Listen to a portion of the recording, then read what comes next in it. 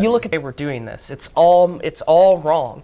We're using about 20 pounds of grain to create 1 pound of beef here, and and it's better if you grow it on a field, right? Relative to 7.5 for pork, 3.5 for chicken. None of these animals actually really eat grain either. So a lot of it, especially the cows don't even digest grain correctly. So a lot of the energy in the grain is lost. The cows are supposed to eat grass. The way we're doing, we're fighting against nature. But I mean, you were talking about water resources. In less than a decade, you're going to see a lot of water, a lot of the water that we had in North America gone. The freshwater resources, the oligola aquifer, it's a mainstay of U.S. agriculture. It's almost all gone. We take out of the oligola aquifer 130 to 160% of its recharge rate. Right. And so it's never going to recharge. Water is a huge issue because actually the vast majority of wars and resource conflicts throughout human history have been over water. You know where all that water's going to? All that water's going to grow corn. It's going to grow American corn that's going to feed our cattle so we can eat more meat here in the United States. We cannot continue this kind of lifestyle. It's unsustainable. I was telling you about to gain weight. Raised our health care I was telling you about too. the problems in Nigeria. Another problem we have is severe water shortages. Turns out that Coca-Cola Company is pumping their underground reservoirs dry in order to bottle the water and sell it elsewhere. Right. And This relates to what you were discussing about China earlier. China businessmen, Chinese corporations are investing billions of dollars in Africa, while we are setting up a new military, area? Yes, area of commands, control, command.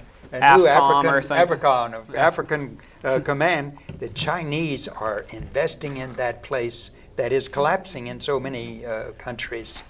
Right. But I wanted to ask a question about peak oil. We got away from peak oil. Right, yeah, sorry. The question is, what is the correlation between this approaching peak and the fact that the corporations are not, in our country anyway, developing alternative non-fossil fuel energy?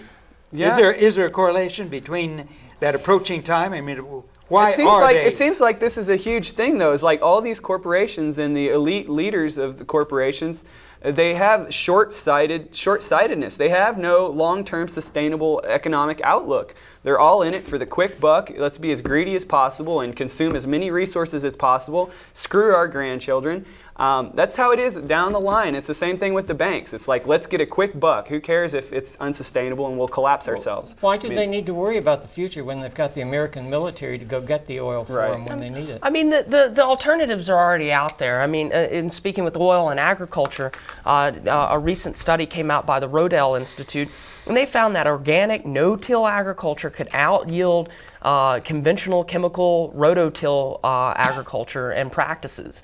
If we employed those practices, if we had the national willpower and the leadership to do this, it's like that with everything.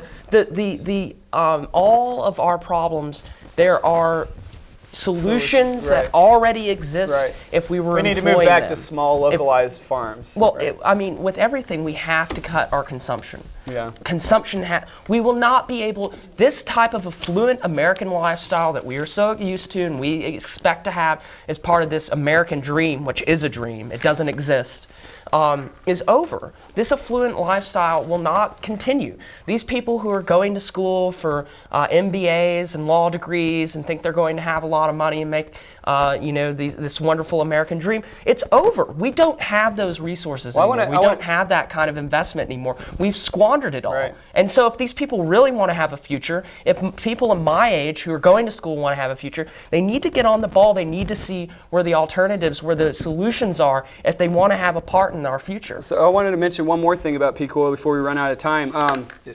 Because I can see the mind of a thinking conservative right now might be thinking, well, we hear a lot of these Republican leaders and such talk about, ANWR and offshore drilling and these kinds of things. But what people really need to understand is that America is consuming 20 million barrels of oil a day, and China and India are massively growing in consumption. So we've pretty much used up all the cheaply accessible, easy to get to oil. The oil that's left is incredibly more expensive to find and to access. It's becoming rare. Sure, these few large fields are found every once in a while, but they're really drops in the bucket compared to the amount of consumption that we have. And so really it's not an answer. We are reaching peak oil, and we really have to get off of it, or our economy will collapse. And the solution from our Congress is a joke. They want to say that we're going to be able to produce energy from cellulosic corn ethanol, which, cellulosic corn ethanol, let me give you a statistic real quick. If you had a 25-gallon SUV, holds 25 gallons of fuel, let's say it runs on cellulosic corn ethanol, to create that corn, you're going to have to use about 900 gallons of water. And that's enough corn to feed one person for a year. Even more so, they set a level that is insane. They said that we're going to produce 10% of all of our energy from cellulosic corn ethanol. And if you took all the arable row crop land in America and converted it over to just cellulosic corn ethanol, just for that, we wouldn't even make 1% of our energy that we produce. Well, so what would be some good solutions, though? I mean, obviously rail systems and moving to solar and wind. Yes, things like that. We have to get off of these conventional ideas. We have to start becoming unconventional and our approaches to things. I would like to see tractors that aren't run on fossil fuels. That's what I'd really like to see. Yes, well, no till. Why do we till our crops? It destroys all the micronutrients in the soil. Once we start having massive unemployment too, I think we could employ people doing labor on small farms. We're going to need 100 million new farmers if we're going to feed people when we decentralize agriculture. May I have one thought? I grew up in a town called Morrilton. That was a model that worked. You could drive up to a middle-class clothing shop, buy what you needed, get in your car and drive away, okay? Anything else you needed was there. People didn't hurt for anything. People had shops, little businessmen, private entrepreneurs, had their shops that they passed on to their children. It provided a good living for them and their families, and it provided their education, okay?